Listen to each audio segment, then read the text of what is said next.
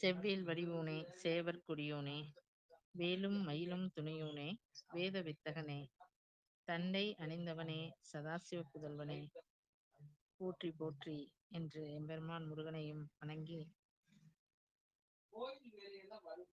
மற்றும் எம்பெருமான் நாராயணனையும் ஆண்டாள் நாச்சியாரையும் வணங்கி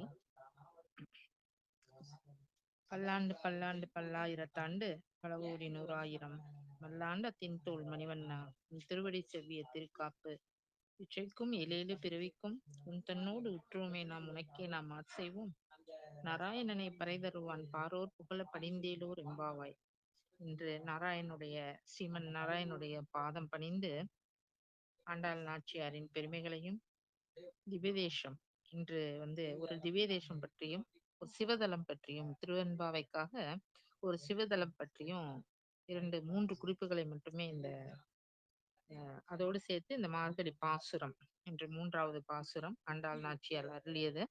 அந்த பாசுரத்தின் பாடல், அந்த பாசுரம் மற்றும் அதனுடைய விளக்க உரையையும் தரவிருக்கிறோம்.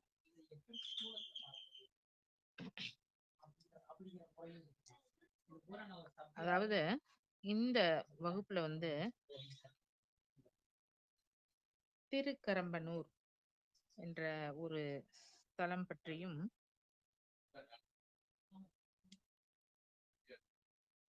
மற்றும் திருமலப்பாடி என்ற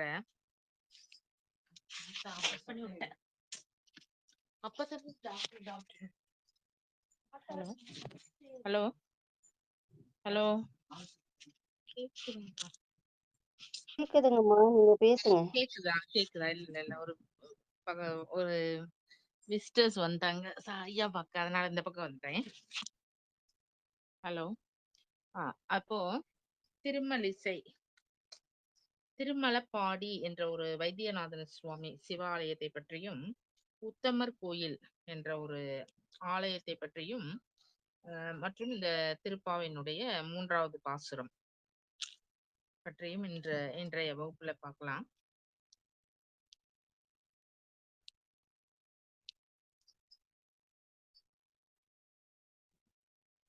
முதல்ல திருமலப்பாடி வைத்தியநாதர் கோயில் என்பது இது ஒரு சிவதலம்.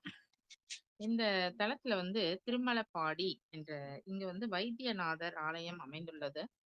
மிகவும் புகழ்பெற்ற சிவதலமாக இது இருக்கிறது. மற்றும் திருமலப்பாடி வைத்தியநாதர் கோயில் என்பது எங்க இருக்கு அப்படின்னா, தமிழ்நாடு அரியலூர் மாவட்டத்துல திருமலப்பாடி என்ற ஊரில் அமைந்துள்ள ஒரு சிவதலம் இது. சம்பந்தர் மற்றும் அப்பர், சுந்தரர் ஆகியோரால் தேவார பாடல் பெற்ற இத்தலம். மற்றும் இத்தலத்தில் மூலவர் வைத்தியநாத சுவாமி, தாயார் சுந்தராம்பிகை என்று சொல்லக்கூடிய அன்னையை இங்கு அம்பிகையாக வீற்றிருக்கிறாள். தல விருஷமாக இங்கு பனை மரம் இருக்கின்றது. மற்றும் தேவார பாடல் பெற்ற தலங்களில் சோழநாடு காவேரி வடகரை தலங்களில் அமைந்துள்ள 54வது சிவதலம் ஆகும்.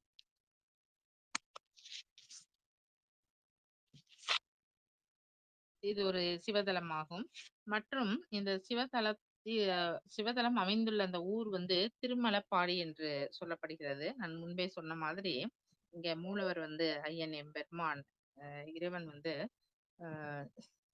சிவபெருமான் வைத்தியநாதர் என்ற மருத்துவத்துக்கான கடவுளாக இங்கு இருக்கிறார்.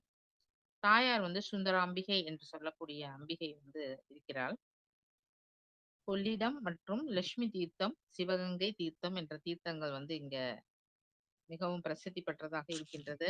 மகா சிவராத்திரி நாட்களிலும் திருக்கார்த்திகை நாளில் அன்னாபிஷேகம் பண்ணுவது இந்த கோயில்ல மிக தனிச்சிறப்பான ஒரு விஷயமாக இருக்கிறது. இந்த திருமலப்பாடி என்று நான் சொல்லக்கூடிய இந்த சிவதலத்துல தல வரலாறு யாதெனில், இது மிகவும் ஒரு கேள்விப்படாத ஒரு பேராக இருந்தாலும் திருச்சியில திருச்சி மாவட்டத்தில் இருக்கக்கூடிய ஒரு மிக முக்கிய தலமாக இது கருதப்படுகிறது. இந்த தல வரலாறு என்பது என்ன அப்படின்னா, கைலை நாதன் எழுந்தருளியுள்ள திருக்கோவிலை கண்டு வழிபட எண்ணிய நம்பியாரூராம் என்பவரும் சுந்தரமூர்த்தி சுவாமிகள், வந்து திருவாரூரிலிருந்து புறப்பட்டு நன்னிலம்னு சொல்லுவோம் இல்லையா ஊர் அங்க, திருவாஞ்சியம், திருவாடுதுறை மற்றும் நாகேஸ்வரம், கண்டியூர் போன்ற திருத்தலங்களில் இருக்க இறைவனை வந்து இறைப இறைவனை சிவபெருமானை தரிசித்துவிட்டு திரும்புகின்றனர். அப்போ திருவாலம் என்ற ஒரு பொழிலை அடைந்து, பொழில்னா அந்த மலை சொல்லுவோம் இல்லையா அதுதான் பொழில். திருவாலம் என்ற ஒரு மலையை அடைந்து இறைவனை வழிபட்டு விட்டு அன்றிரவு தங்குகிறார்கள். அப்போ அங்க இருக்கக்கூடிய இறைவன் வந்து சிவபெருமான் வந்து அவர்களுடைய கனவில் தோன்றி, மலப்பாடி வருவதற்கு மறந்தாயோ என்று ஒரு கேள்வியை கேட்டுவிட்டு மறைந்து விடுகிறார். பின் வடகரையை அடைந்து திருமலப்பாடி என்ற ஈசரை வந்து தரிசிக்க வந்து அப்பதான் வர்றாங்க. அவங்களுக்கு தான் திருமலப்பாடி என்பது அங்க இருக்கும் இறைவன், அந்த ஊரை பெயரை சொல்லி சிவபெருமான் அங்கு இருப்பதாகவும், என்னை தரிசிக்க மறந்தாயோ என்று அந்த அசிரியர் கேட்டவுடன் மெய் சிலிர்த்து அங்கே தரிசனம் செய்கிறார்கள். போய் சென்று பொன்னார் மேனியனே புலித்தோலை அரைக்க செய்து மின்னார் செஞ்சடை மேல் கொன்றை அணிந்தவனே, மண்ணே மாமணியே, மலப்பாடியுள் மாணிக்கமே, அன்னே உன்னை அல்லால் இனியாரை நினைக்கேனே என்று தேவார திருப்பதிகத்தை மிகவும் நெகிழ்வோடு பாடி மகிழ்கின்றனர். இந்த மலப்பாடி ஈசனை சுந்தரர் காலத்திற்கு முன்பிருந்தே ஞானசம்பந்தர் கண்டு காட்சியில்லாத பொன்னோக்கும் கனக வைரத்தின் ஆட்சிலத பளிங்கினன் மலப்பாடி வள்ளல் என்று ஏற்கனவே அவர் போற்றி பாடி இருக்கிறார். இந்த மலப்பாடி வள்ளல் என்று அவர் போற்றி பாடி இருக்கிறார். இங்க இருக்கக்கூடிய இறைவனுக்கு பொன்னோக்கு கனக வைரம் என்ற ஒரு பெயர் வந்ததாக பின்னால வந்து நான் வரும் நேரத்துல நான் சொல்றேன் என்று வள்ளல் பெருமான் பாடியிருக்கிறார்.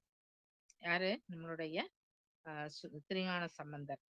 அப்ப திருநாவுக்கரசரோ எப்படி பாடியிருக்காரு இந்த தலத்தை பற்றி அப்படின்னா, மறு சுடரின் மாணிக்க குன்று கண்டாய் மலப்பாடி மண்ணும் மணாளன் தானே என்று மலப்பாடியிலே ஈசனை வந்து அவர் அன்னாரும் திருநாவுக்கரசரும் மிக கசிந்து உருகி பாடியிருக்கின்றார். இந்த கோயிலுக்கு வந்து ஆவணம் காத்த கங்கை கொண்ட சோழன் என்ற ஒரு சிறப்பு பெயரும் இந்த கோயிலுக்கு உண்டு. இது என்ன அப்படின்னா, திருமலப்பாடி என்று நான் சொல்லக்கூடிய இந்த ஊர்ல வந்து இத்தலத்தில் கொள்ளிடம் ஆற்றின் வடக்கு மற்றும் மேற்கு கரைகளில் இருக்கக்கூடிய இந்த ஆலயம் கிழக்கு நோக்கி 7 நிலைகளை கொண்ட ராஜகோபுரம் கொண்டதாக இருக்கின்றது. 2 திருச்சுற்றுகள் கொண்ட கோபுரம் அது. ஆலயத்தில் வந்து பல்லவ வேந்தர்களின் பாடல் இடம்பெற்றுள்ளதால் இவ்வாலயம் வந்து கிபி 7ஆம் நூற்றாண்டிலிருந்தே தோன்றியதாக கருதப்படுகிறது. ஆதித்ய சோழனுடைய காலம் தொடங்கி பல்வேறு சோழ அரசர்களின் கல்வெட்டு சாசனங்கள், சுந்தரபாண்டியன், பாண்டிய மன்னர்களின் கல்வெட்டுகள் போன்ற போசனன்னு சொல்லுவாங்க இல்லையா, போஜனராஜன், அந்த மாதிரி ஒரு போசன அரசர்கள் மற்றும் குணே பொனேரி ராயன் காலத்து விஜயநகர பேரரசு, நாயக்க மன்னர்கள் போன்ற இந்த கல்வெட்டுகளை அடுத்தடுத்து வந்து இந்த கோயில்ல வந்து சிறப்பித்து கொடுத்திருக்கிறார்கள் என்பது மிகவும் ஒரு மகிழ்ச்சிகரமான விஷயம். இத்தனை மன்னர்கள் வந்து இந்த கல்வெட்டுகளை திரும்ப திரும்ப சிறப்பித்திருக்கிறார்கள். அப்போ இந்த திருமலப்பாடி என்னும் இந்த ராஜேந்திர சிம்ம வளநாட்டு பொய்கை நாட்டு திருமலப்பாடி என்னும் இவ்வூர் குறிப்பிடப்படுகிறது பழங்காலத்துல. இவ்வூரோடு இணைந்து கண்டராத்திதர் சதுர்வேதி மங்கலம் என்ற பெயரும் இவ்வூருக்கு வந்து ஏற்கனவே இருக்கு. தற்போது இவ்வூர் வந்து கண்டராத்தம் என்று அழைக்கப்படுகிறது. இந்த பெயரோடு தான் அழைக்கப்படுகிறது. இன்றும் மக்கள் மலப்பாடி என்றாலே அந்த கண்டராத்திதம் என்ற ஊரைத்தான் மக்கள் வந்து சொல்றாங்க.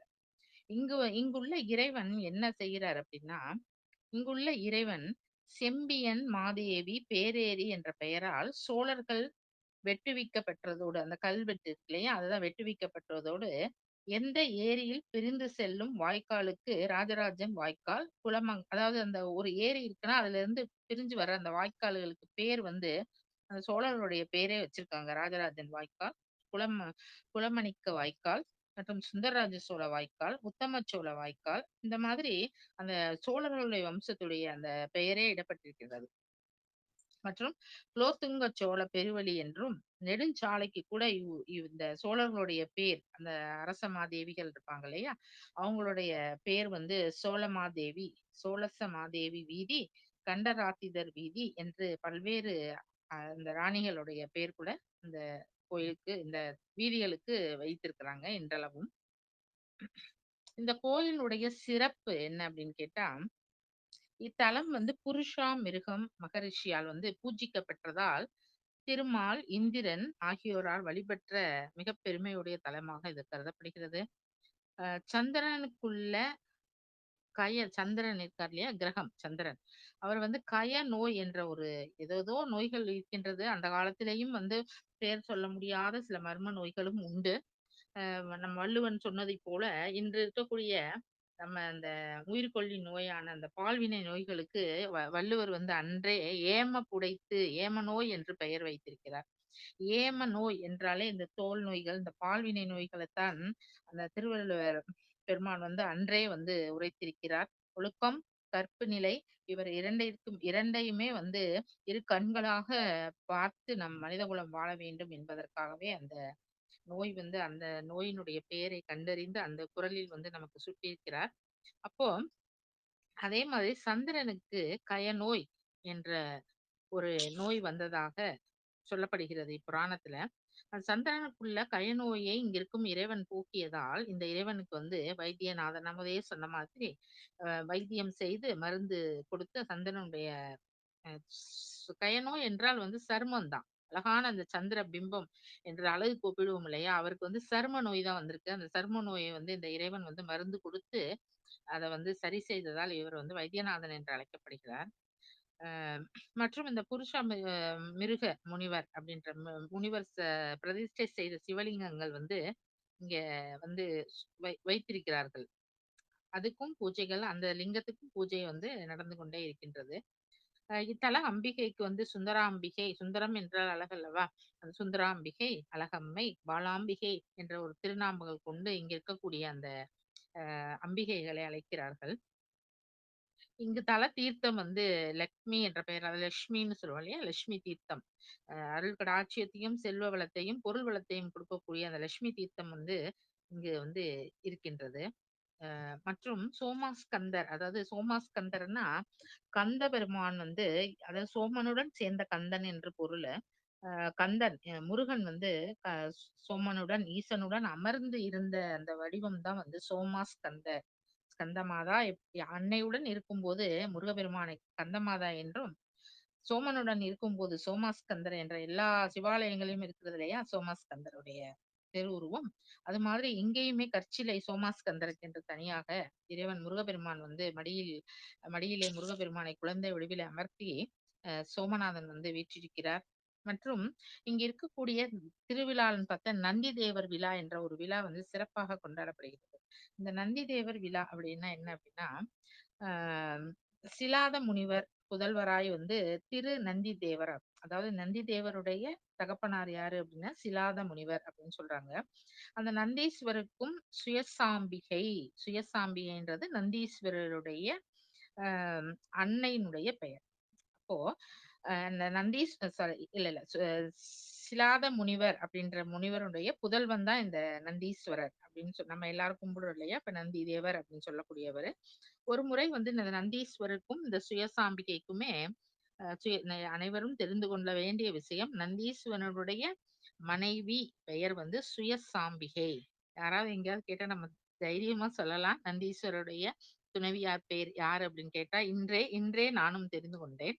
சுயசாம்பிகை அப்படின்ற ஒரு திருநாமம் கொண்டு இருக்கிறாள் அன்னை இங்கு. திருமணம் நடந்த இத்தலத்தில் அதனை குறிக்கும் விதத்தில் ஆண்டுதோறும் பங்குனி மாதத்துல நந்தி தேவர் விழா, அந்த நந்திக்கென்று நந்தி பகவானுக்கென்று வந்து நம்ம பிரதோஷ நாட்கள்ல நந்தி பகவானை வழிபடுவோம்.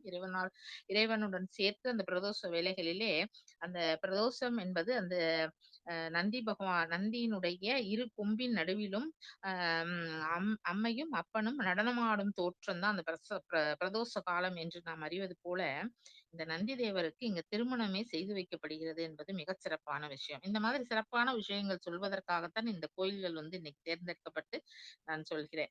மற்றும் நந்தி தேவர் விழா பெருவிழா வந்து இங்க நடைபெறுகிறது. அன்றைய நாளில் என்ன பண்ணுவாங்க அப்படின்னா, திருவையாற்று இறைவன், அதாவது ஐயாரப்பர், திருவையாற்றில் இருக்கக்கூடிய அந்த இறைவனுடைய பெயர் ஐயாரப்பர். அவர் வந்து இங்க எழுந்தருளுவது வழக்கம்.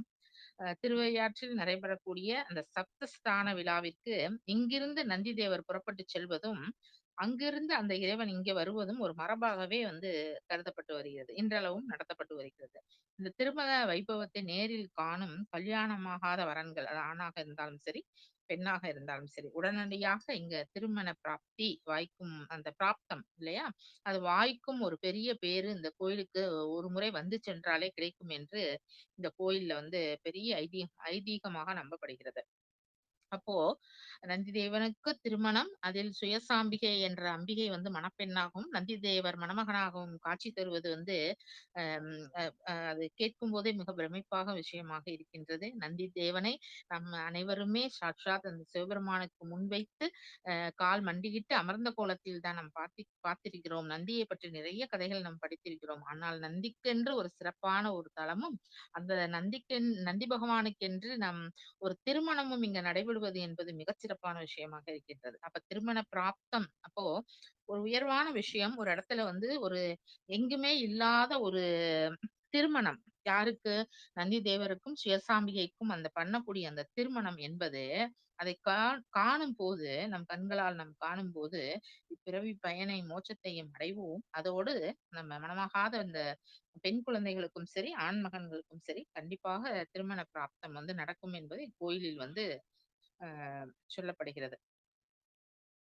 அதாவது நந்தி கல்யாணம், முந்தி கல்யாணம் என்று சொல்வார்களாம். அப்போ இந்த இந்த சொல் எதுக்காக குறிப்பிடப்பட்டது என்றால், இந்த வருஷம் போய் நம் நந்தி பகவானையும், அந்த சுயசாம்பிகைன்னு சொல்லக்கூடிய அம்பிகைக்கும் நடைபெறக்கூடிய அந்த திருமண வைபவ காட்சிகளை முழுவதுமே மாப்பிள்ளை அழைப்பு, பெண் அழைப்பு எப்படி மீனாட்சி சொக்கருக்கு நம்ம செய்வோமோ, அதே போல செய்யற மாதிரி, நம்ம அந்த காட்சிகளை முழுமையாக முதலிலிருந்து கடைசி வரை நம்ம தரிசனம் செய்யும்போது, அந்த நந்தியினுடைய கல்யாணத்தையும், சுயசாம்பிகையினுடைய திருமண அந்த நிகழ்வை நாம் பார்க்கும்போது, இந்த வருடம் பார்க்கிறோம் என்றால், இந்த வருடம் அந்த திருமணம் மறுமுறை இந்த வருடத்திற்கான திருமணம் செய்வோம் இல்லையா? அந்த இறைவனுக்கு செய்து வைக்கப்படும் அந்த திருமண நாள் வருவதற்கு முன்பே, நாம் யார் சென்று வணங்கினோமோ அவர்களுக்கு கல்யாணம் நடந்து விடுமாம். கல்யாணமே முடிந்து விடுமாம். அப்ப அதனால தான் இப்பகுதியில இருக்கிறவங்க என்ன சொல்றாங்க அப்படின்னா, நந்தி கல்யாணம், முந்தி கல்யாணம் என்ற ஒரு பழமொழியாகவே இங்கு வந்து சொல்லப்படுகிறது. இங்க கும்பாபிஷேகம் மற்றும் குடமுழுக்கு விழாக்களும் வந்து நிறைய இங்க வந்து நடைபெறுகின்றது. ஒவ்வொரு சிவாலயத்திலுமே என்ன சிறப்பான பணிகள் இறைவனுக்கு செய்யப்படுகிறதோ, அத்தனையுமே இங்குமே வந்து செய்யப்படுகிறது. இது வந்து இன்று நாம் வந்து இந்த மார்கழி திருநாள் இந்த 3வது நாளில் வந்து நம்ம சிவபெருமானுடைய அந்த நான் சொன்ன மாதிரி திருமலப்பாடி என்ற அந்த இறைவனை வந்து நம்ம அப்படியே தரிசித்து வந்த ஒரு பயனை நாம் பெறுவோம். அதற்காக நாம் அனைவருக்காகவும் நான் வேண்டிக் கொள்கிறேன். அதே மாதிரி இன்று இருக்கக்கூடிய இந்த வைணவ தலம் என்ன அப்படின்னு பார்த்தா, திருக்கரம்பனூர் என்று சொல்லக்கூடிய ஒரு ஊர். அதுவும் திருச்சி பக்கத்துல தான் இருக்கு. அந்த திருக்கரம்பனூர் என்ற ஊர்ல இருக்கக்கூடிய உத்தமர் கோயில் என்ற ஒரு ஒரு பெருமாளைத்தான் இன்று நாம் தரிசனம் செய்ய இருக்கிறோம். இந்த திருக்கரம்பனூர் உத்தமர் கோயில் என்று அது எங்க இருக்கு அப்படின்னா, இதுவும் திருச்சியில தான் சொன்ன மாதிரி. 2 ஒரு வைணவ தலமும், ஒரு சிவதலமும், ஒரு வைணவ தலமும் 2மே அந்த திருச்சியில அரியூருக்கு பக்கத்துல இருக்கக்கூடிய ஒரு ஊர்கள் தான். அதனால ஒரு அடுத்தடுத்து ஒரு கோர்வைக்காக இந்த 2 அ ச ஸ்தேத்திரங்களும் தேர்ந்தெடுக்கப்பட்டிருக்கின்றன. இப்போ இந்த உத்தமர் கோயில் திருச்சிராப்பள்ளி இதுவும் ஸ்ரீரங்கத்துல இருந்து 4 கிலோமீட்டர் தொலைவுல தான் இருக்கு. ஸ்ரீரங்கம் போகும்போது கண்டிப்பா இந்த உத்தமர் கோயிலையும் நம்ம பார்க்கலாம். இந்த உத்தமர் கோயிலினுடைய ஸ்பெஷல் என்ன அப்படின்னா, உத்தமர்கள் என்று இங்க அழைக்கப்படுபவர்கள் வந்து நம்ம மும்மூர்த்திகள் தான். நாராயணனும், பிரம்மாவும், சிவனுமே இங்க மும்மூர்த்திகளாக இங்க இருக்கிறவங்க. அவங்க தான் வந்து உத்தமர்.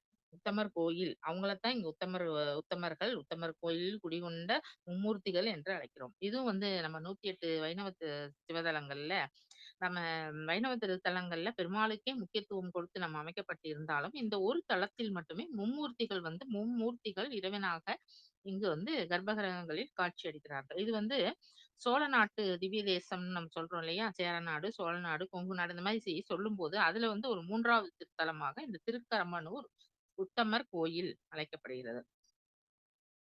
இங்க வந்து இறைவன் எப்படி இருக்கிறார்? யாரு? நம்ம சிவபெருமான் எப்படி இருக்கார் அப்படின்னா, பிச்சாண்டர் என்ற ஒரு வடிவத்தில். பிச்சாண்டர் மீனாட்சி அம்மன் கோயிலுக்கு வந்திருந்தீங்கன்னா தெரியும்.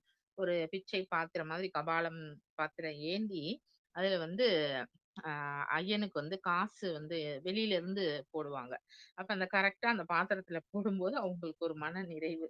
இறைவனுக்கு வந்து நம்ம செலுத்தி விட்டோம் என்ற நிறைவு. வெளியில இருந்து தான் தூக்கி போடுவாங்க. ஆனா உள்ள போய் போடக்கூடாது. வெளியில இருந்து போகும்போது அத குறி வைத்து போடுவாங்க. அது ஒரு பழக்கமா இங்கேயும் வைத்திருக்கிறாங்க. நாங்கள் நிறைய முறை அந்த மாதிரி நாம் போட்டிருக்கோம்.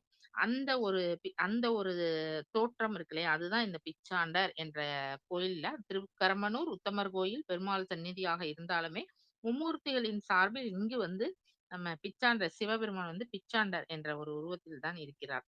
பிச்சை பாத்திரம் ஏந்தியவராக இருக்கிறார். அதற்கும் ஒரு திருக்கரம்பனூரில் ஒரு கதை உண்டு.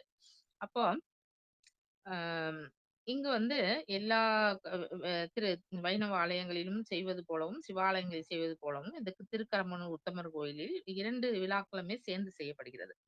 அப்போ இங்க இருக்கக்கூடிய மூலவருக்கு வந்து புருஷோத்தமன், தமிழில் உத்தமர். அதான் உத்தமர் கோயில். புருஷோத்தமன் தான் உத்தமர் ஆனார். அப்போ கிழக்கு நோக்கிய புஜங்க சயனம் கொண்ட இந்த பெருமாள் சிவன் வந்து பிச்சாண்டவராகவும், அப்ப சிவன் வந்து சாரி இப்ப விஷ்ணு வந்து புருஷோத்தமர் என்றால், சிவன் வந்து பிச்சாண்டவர் என்றால், இந்த பிரம்மன் என்ன நிலையில் அங்க இருக்கிறார் அப்படின்னா, வேதன் என்ற பொருள். வேதத்தை கற்றுக் கொண்டவனாக, வேத பொருளாக, வேத வித்தவனாக, நம்ம அனைவரையுமே படைத்தவனாக இங்கு பிரம்மன் வந்து வேதன் என்ற ஒரு திருநாமத்தோடு அழைக்கப்படுகிறார். அப்ப இந்த 3 தெய்வங்களுடைய இந்த மும்மூர்த்திகளுடைய தேவியர்கள் அங்க எப்படி இருக்கிறாங்க அப்படின்னா, தாயார் வந்து தேவியர் என்றால் நம்ம வந்து அம்பிகை ஆலயங்களில் சிவபெருமானோடு உடனுறை தேவி என்று நம்ம சொல்லுவோம். தேவியருடன் இருக்கக்கூடிய அம்பிகையின் உடனுறைய சிவபெருமான் என்று சொல்வது போல, தாயாருடன் உடனுறை பெருமாள் என்றுதான் சொல்வார்கள். இப்ப தேவிக்கும் அம்பிகைக்கும் சிவபெருமான போல உடனுறை நாயகன் யாரு அப்படின்னா சாட்சாத் சிவபெருமான். அதே மாதிரி இந்த தாயார் உடனுறை யாரு அப்படின்னா எம்பெருமான் பெருமாள், அதாவது நாராயணன். அப்படிதான் அந்த ஒரு இதுல வந்து இங்க வந்து பூரணவல்லி என்ற ஒரு தாயாரும், பூரணவல்லினா தமிழ்ல பூர்வ அப்படின்னா முழுவதும் பூர்த்தி பெற்ற, இதில் எல்லாவற்றிலும் பூர்த்தி பெற்ற அம்பிகை. அவளுக்கு மேலே வேற எந்த ஒரு வஸ்துக்களுமே இல்லை. சாட்சாத் லலிதாம்பிகை மாதிரி பூரணங்கை பெற்ற வள்ளி. தன தன் தன் தன் தான் தான் தான் இந்த பிரபஞ்சத்திலே பூரணம். அவளை விட பூரணமான ஒரு கெதி யாருக்குமே இதுவரை கிட்டவில்லை. அதுதான் பூரணவல்லி என்று அது அது அப்படின்னு சொல்றாங்க. தூய தமிழ்ல நம்ம சொல்லணும்னா பூர்வவல்லி அப்படின்னு ஒரு பேர். அன்னை வந்து இங்க கிழக்கு நோக்கி அமர்ந்திருக்கிறாங்க. இங்கே வந்து பத்மசயனம் செய்த தாயார் வந்து பத்மாவதி என்ற பெயரோடு பத்மசயனி என்று அழைக்கப்படுகிறார். மற்றும் வந்து நம்ம எப்பயும் போல பிரம்மன் இருந்தா அங்க சரஸ்வதி இருப்பாங்க இல்லையா? வாணி தேவி சரஸ்வதி என்ற பெயருடனும் சௌந்தரியமாக இங்கு வந்து பத்மாசனத்திலே சாரி தாயார் வீற்றிருக்கிறார் மகாலட்சுமி. அப்ப முப்பெரும் தேவியர் மும்மூர்த்திகளுடன் இந்த தேவியரும் இருப்பது இந்த கோயில்ல மிக மிக சிறப்பு. அப்போ இங்க தல விருட்சம் யாது? நீங்க ஒரு தல விருட்சம் இருக்கு இல்லையா? மரம். அது என்ன இருக்கு அப்படின்னு கேட்டா, கதலி. கதலின்றது என்ன அப்படின்னா, எல்லாரும் சொல்லக்கூடிய வாழை மரம் தான் கதலி மரம். சங்க காலத்துல வாழைக்கு பேர் கதலியாத்தான் இருந்தது. கதலி என்பது இந்த வாழையில எத்தனையோ நம்ம வகை வாழை இருக்கு. அதுல கதலி என்பது ஒரு வகையான வாழை. அதுதான் இங்க தலவிருஷமா இருக்கு. தீர்த்தம் வந்து மும்மூர்த்திகளும் இருப்பதினால் இங்கு வந்து கதம்ப தீர்த்தம் என்ற ஒரு தீர்த்தத்திற்கு முக்கியத்துவம் கொடுக்கப்படுகிறது. இத்தலம் வந்து நாராயணுடைய திவ்ய தேசம் 4000 திவ்ய பிரபந்தம் இது பத்திலாம் நான் லாஸ்ட் இயர் கிளாஸ்ல 4000 திவ்ய பிரபந்தம் எப்படி உருவானதெல்லாம் நான் நிறைய விளக்கங்கள் கொடுத்திருக்கேன். அப்போ இந்த 4000 திவ்ய பிரபந்தம் பாடல் வகைகளிலே இங்க சிவனுக்கும் இடம் உண்டு, இந்த பிரம்மனுக்கும் இடம் உண்டு, அது போல நாராயணனுக்கும் இடம் உண்டு. அது எல்லாத்தையுமே ஒரே மாதிரி நிரூபிக்கிறதுக்கு தான் மும்மூர்த்திகளும் வேறல்ல என்பதை நிரூபிக்கிறதுக்காக தான் இவங்க எல்லாம் 3 பேருமே இந்த 4000 திவ்ய பிரபந்தத்துல இடம் பிடிச்சிருக்காங்க. அப்போ இந்த கோயில்கள் வந்து மிக தொன்மையானவை. 1000 வருடங்களுக்கு மேலாக முன்பாக உள்ளதாக சொல்லப்படுகிறது. இதை அமைத்தவர்கள் இதுக்கு பவுண்டேஷன் போட்டிருக்காங்க இல்லையா? அவங்க வந்து முழுக்க முழுக்க சோழர்கள் என்ற பெயர் தான். மற்றும் இந்த கடம்ப மரங்கள் அதிகம் இருந்ததால் இந்த ஊருக்கு கடம்பனூர் கடம்பனூர் என்ற பெயர்ல தான் அந்த உத்தமர் இருக்காரு. உத்தமர் கோயில். அப்ப கடம்ப மரங்கள் நிறைய இருந்ததுனால கடம்பனூர் என்ற பெயர் பெற்று, சங்க காலத்துல அதனுடைய பேர் கரம்பனூர், கரம்பம், இம்பனூர் என்றும் அத்திருக்கரம்பனூர் என்றாகி கடைசியில வந்து கடம்பனூர் என்று மாறியது. அப்போ கடம்பு மரங்கள் எப்படி மீனாட்சியினுடைய நம்ம கடம்ப மரங்கள் நிறைந்த இந்த கடம்ப வனம் என்றாலே அன்னை மீனாட்சியினுடைய அது வனம்தான். அப்போ மதுரைக்கினுடைய சங்ககால பெயர் வந்து கடம்பவனம் தான். அதே போல இதுவும் வந்து கடம்பனூர் என்ற பெயரால் அழைக்கப்படுகிறது.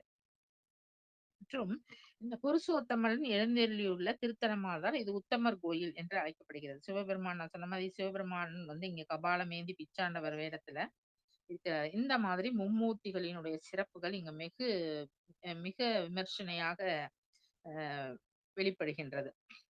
அப்போ இன்னும் சிறு குறிப்பாக பல மன்னர்கள் இத்தலத்திற்கு வந்து நன்கொடைகள் அளித்துள்ளதாகவும் அதை வைத்து இந்த கோயில் வந்து நிறைய பணிகள் செய்யப்பட்டிருக்கின்றன என்றும் சொல்லப்படுகிறது. மற்றும் சோழ மன்னன் கேசரிவர்மன் என்று சொல்லக்கூடிய சோழ மன்னனுக்கும் பாண்டிய மன்னர்கள் சுந்தரபாண்டியன் அவங்க வந்து இந்த கோயில்களுக்காக நிறைய செய்திருக்கிறாங்க. இந்த கோயிலுடைய மேம்பாட்டு பணிக்காக நிறைய செய்திருக்கிறாங்க.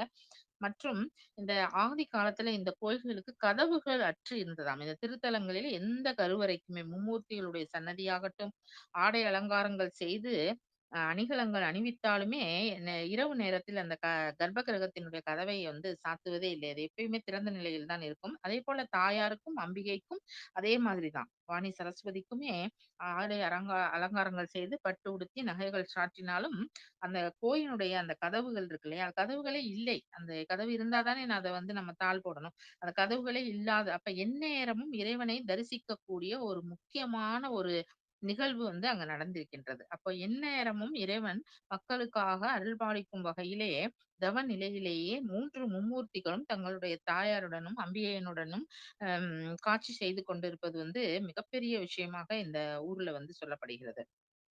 இதுதான் இந்த கோயிலுடைய உத்தமர் கோயில் மற்றும் நான் சொன்னேன் இல்லையா திருமலப்பாடி என்ற ஒரு ஊரினுடைய சிறப்புகளாக சொல்லப்படுகிறது.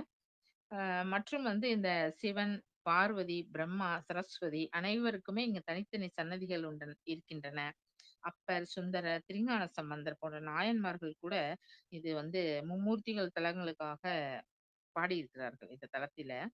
ஆஹ் அதாவது மதுரை மெய்ப்படாத பிராணிகர் இயற்றிய தலவரலாற்று என்ற ஒரு நூல்ல கூட இந்த திவ்ய தேசத்தை பற்றி உத்தமர் கோயில் என்ற ஒரு தலத்தை பற்றி மும்மூர்த்திகளுக்கு சிறப்பிக்கும் வகையிலே இந்த நூல் வந்து இருப்பதாக சொல்லப்படுகிறது. மங்களாசாசனம் செய்தவர் திருமங்கை ஆழ்வார் என்று சொல்லக்கூடிய முக்கியமான ஆழ்வார் வந்து கோயிலுக்கு வந்து மங்களாசாசனம் செய்து வைத்திருக்கிறார். இது மாதிரி திருக்கரமனூர், திருமலப்பாடி என்ற வைத்தியநாதர், திருமலப்பாடியில் இருக்கக்கூடிய வைத்தியநாதர் மற்றும் திருக்கரமனூரில் இருக்கக்கூடிய உத்தமர் கோயில், பெருமாள் கோயிலாக இருந்தாலும் அங்கு 3 பேருக்குமே முக்கியமான இடம் உண்டு என்பதை வந்து இந்த வகுப்பில் நாம் அறிவோம். மற்றும் இன்று திருப்பாவையினுடைய பாடல் வந்து என்ன அப்படின்னா 3வது பாடல். மார்கழி திங்கள் பார்த்தோம், வையத்து வாழ்வீர்கள் பார்த்தோம். அதே மாதிரி இன்று வந்து 3வது பாடல் என்ன அப்படின்னு கேட்டா மிக முக்கியமான பாடல். 3வது பாடல் இது என்ன அப்படின்றத நான் படிக்கிறேன், விளக்கமும் சொல்றேன். ஓங்கி உலகளந்த உத்தமன் பேர்பாடி அப்படின்ற பாடல் தான் அது. அது என்ன அப்படின்னா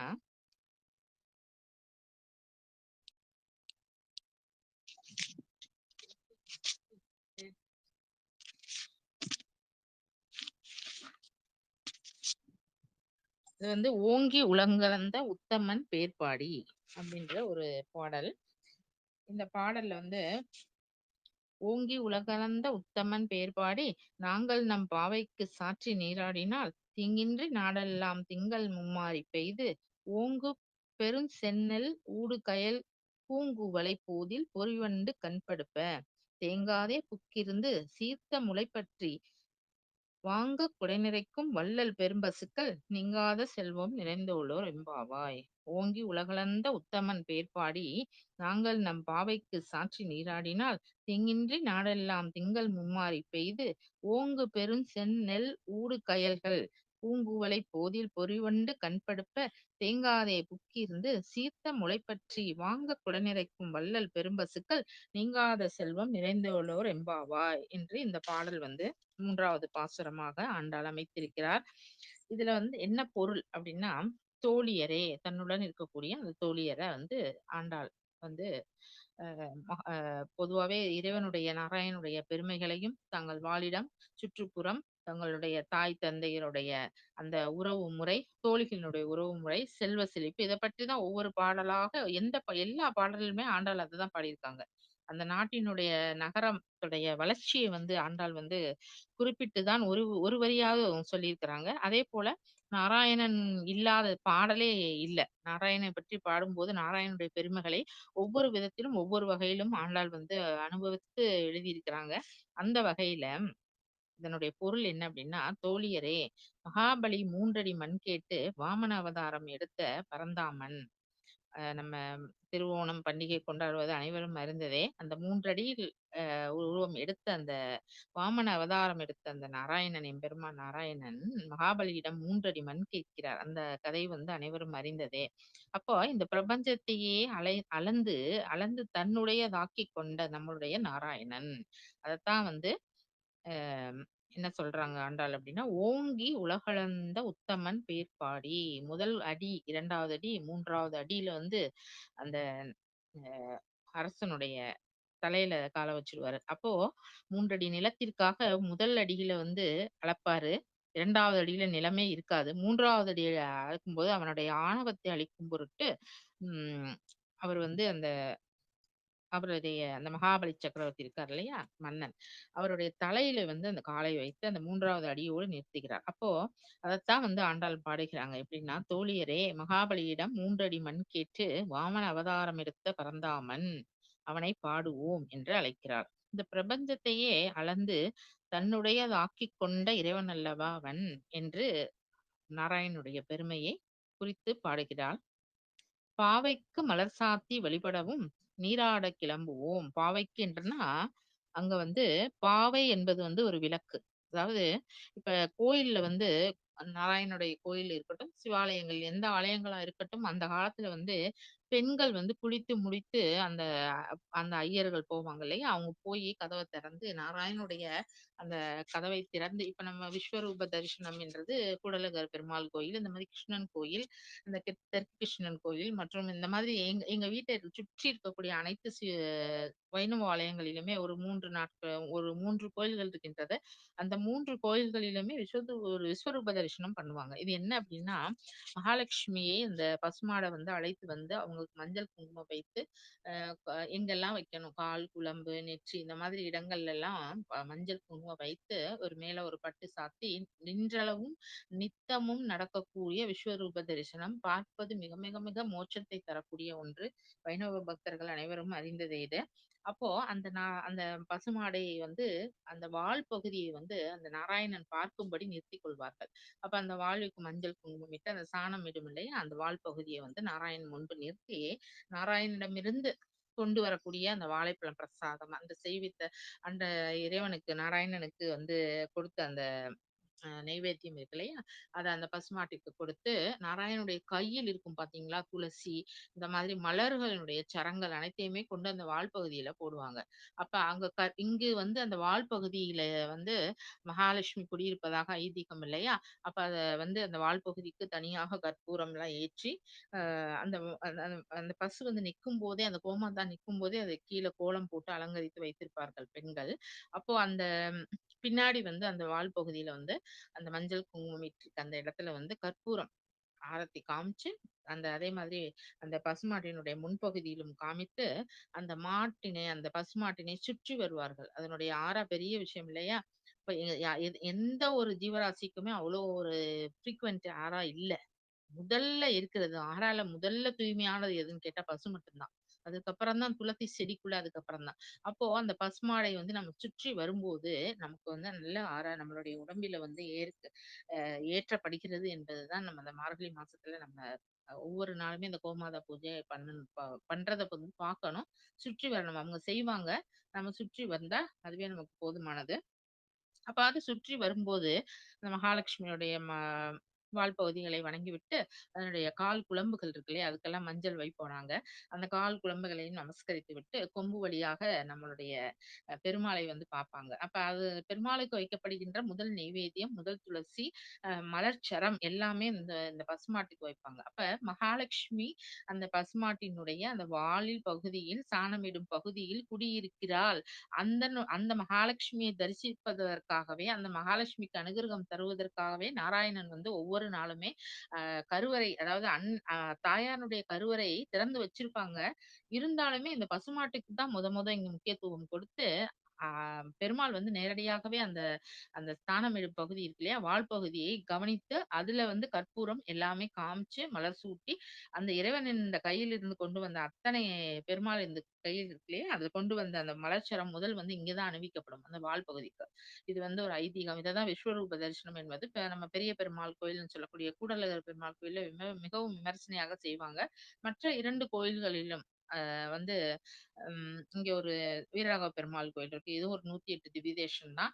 நம்ம அழகர் ஆத்துல இறங்கும்போது ஒரு வெள்ள குதிரை வரும். எல்லாரும் பார்த்திருப்பீங்க. தங்க குதிரையில் அழகர் கள்ளழகர் வருவார். அதேபோல் வெள்ள குதிரையில் வந்து நம்ம வீரராகவர் வருவார். அவர் வந்து கள்ளழகருக்கு அண்ணனாக முன்னே சென்று விஷயத்தை சொல்வதற்காக மீனாட்சி திருமணம் முடிந்து விட்டது என்ற தகவலை சொல்வதற்காக அவர் வந்திருப்பார். அதனால எப்பயுமே இந்த வெள்ள குதிரை, தங்க குதிரை 2மே அங்க நின்றுக்கும். தங்க குதிரை வந்து 3 மணி வரைக்கும் அங்க இருக்கும். அந்த வைகை ஆற்றில. வெள்ளி குதிரை வந்து உடனே திரும்பிவிடும்.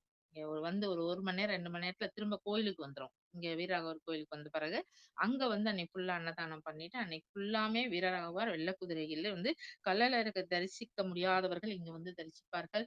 கள்ளழகருக்கு வந்து அனைத்து ஒரு கள்ளழகர்கிட்ட இருக்கக்கூடிய அத்தன கடாட்சியத்தையும் கொண்டு அவர் இங்க வந்து அவரு தன்னுடைய சந்நிதியில் வந்து இறைவன் வெள்ள குதிரையில அமர்ந்திருப்பார். அது வந்து மிக கண்கொள்ளா காட்சியா இருக்கும் பார்க்கறதுக்கு. அந்த மாதிரி ஒரு நிகழ்வு இன்றளவும் நடத்தப்படுகிறது. அந்த மாதிரி சொல்லக்கூடிய அந்த வீரராகவ பெருமாள் மற்றும் இங்க தெற்கு கிருஷ்ணன் கோயில்னு நியர்பை இருக்கு. அந்த கோயில்லயும் இந்த விஸ்வரூப தரிசனம் மிகச் சிறப்பாக இருக்கும். நன்றாகவே இருக்கும். அது வந்து விஸ்வரூப தரிசனம் பார்ப்பது வந்து நம்ம அந்த நாள் சிறக்கும், அந்த வருடம் சிறக்கும். ஆண்டுக்கு வந்து நம்ம 3 முறை, 4 முறையாவது டெய்லி நடக்கும். ஆனா நம்ம அட்லீஸ்ட் ஒரு 5 முறையாவது நம்ம வந்து மாதம் 1 முறையாவது நம்ம வந்து கண்டிப்பா பார்க்கணும். அது வந்து அந்த விஸ்வரூப தரிசனம் என்பது அந்த வைணவ ஆலயங்களில் செய்யப்படும். இதே இது ஸ்ரீரங்கம்லாம் எப்படி பண்ணுவாங்கன்னு பாருங்க. ஸ்ரீரங்கத்துலலாம் யானை, கோமாதா வைத்து பண்ணுவாங்க.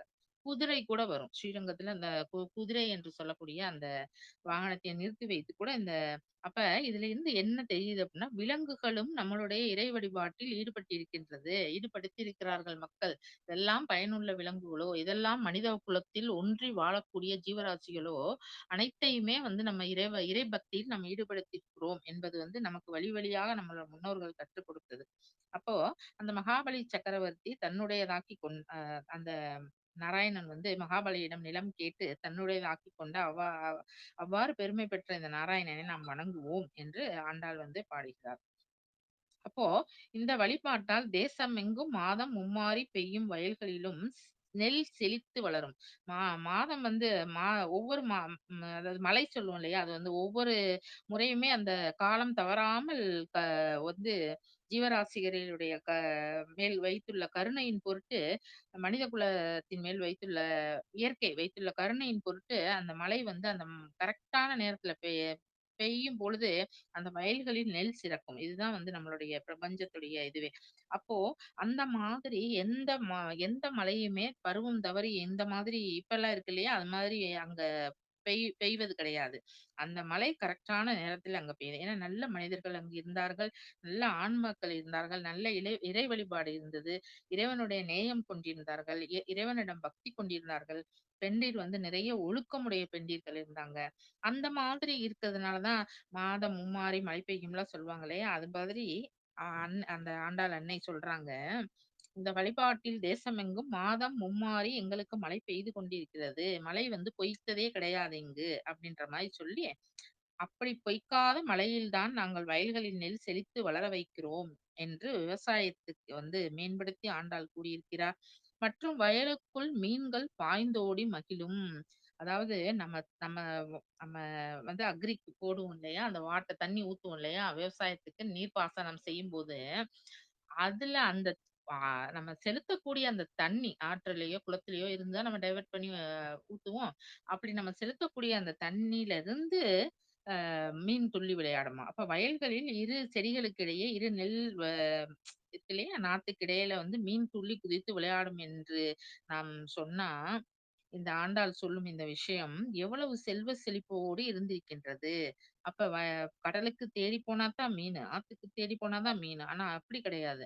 அங்கே இருக்கக்கூடிய அந்த தண்ணீர் பாய்ந்து ஓடும்போது, இந்த வற்றாத அந்த மீன் வளம் கொண்ட அந்த நதிகள், அந்த மீன் வளம் கொண்ட அந்த ஆறுகள் வற்றாது மீன்களையும் சேர்த்து அடித்துக் கொண்டு வந்து வாய்க்காலுக்குள் விடும். அது வந்து ஒரு ஜீவராசிக்கு உணவாகும், மனிதர்களுக்கு உணவாகும் இல்லையா?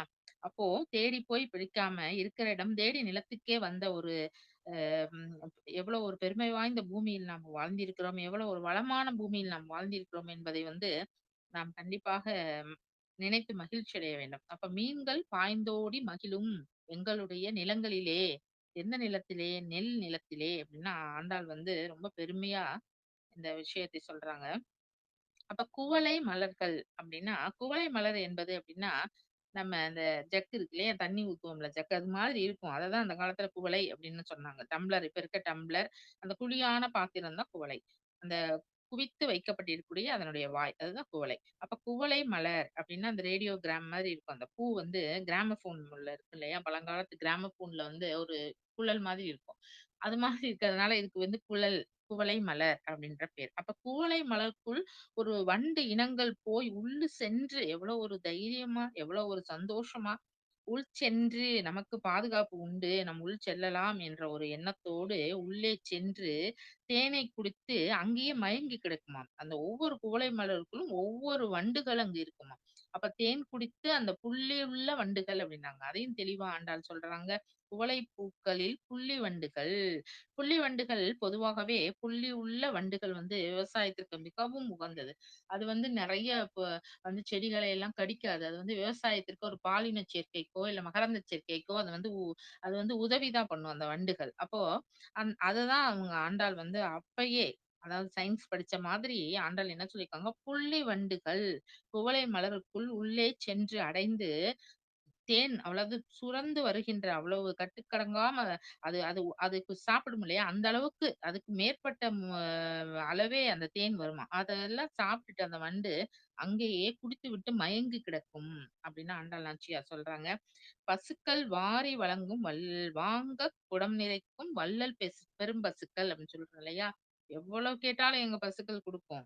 பாலுன்றதுக்கு இந்த ஆயர்பாடியில் பஞ்சமே கிடையாது.